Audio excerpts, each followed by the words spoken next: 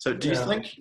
do you think we have to be like free of these difficult times and this I guess pain and suffering to be happy? Um, we can never be free from pain and dissatisfaction as long as we're in our body and as long as we have the brain that we have. So our brains have not evolved to be constantly happy. So, because if we're constantly happy, then there will be no drive to change things. There will be no drive to get food because we're happy. Why do I need food? I'm satisfied. Uh, if we are constantly happy, there will not be anxiety. These are all very important emotions to help us survive. So I think, in our search for happiness, the goal should not be to be free from pain, because that will never happen. We will always have pain and dissatisfaction.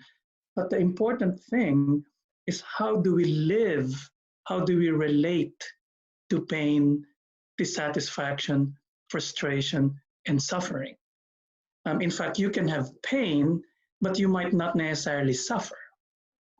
I've had chronic pain patients, or those who've well adjusted to their pain, and they just view it as, oh yeah, I have pain once in a while, and sometimes it's overwhelming, but I've accepted it, and it's part of me. Yeah. So they're not necessarily suffering, but they have pain. So they can have pain, but they've adjusted, and how they relate to the pain is crucial. Yeah. Yeah. So I guess it's about accepting that pain and that suffering.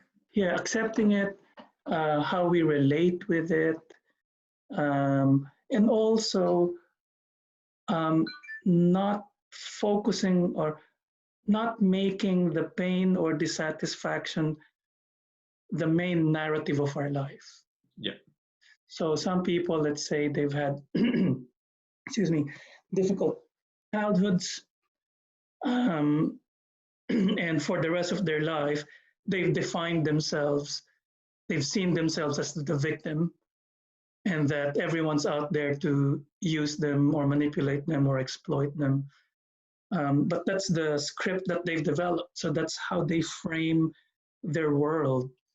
And it's important for survival.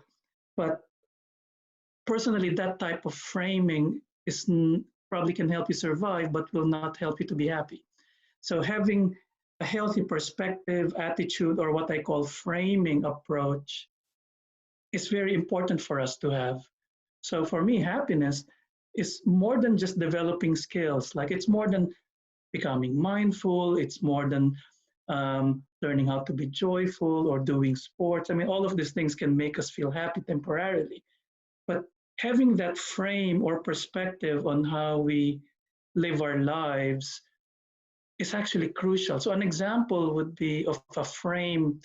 One example I mentioned was, I'm a victim. Another frame, which is different, is that I'm always right. We have a famous world leader right now. He's always right. Everyone else is wrong. That's his frame, and probably makes him survive or do okay in his perspective. But it causes a lot of conflict to others. So that's one type of frame.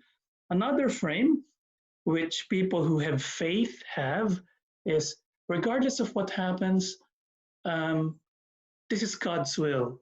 I'll be taken care of.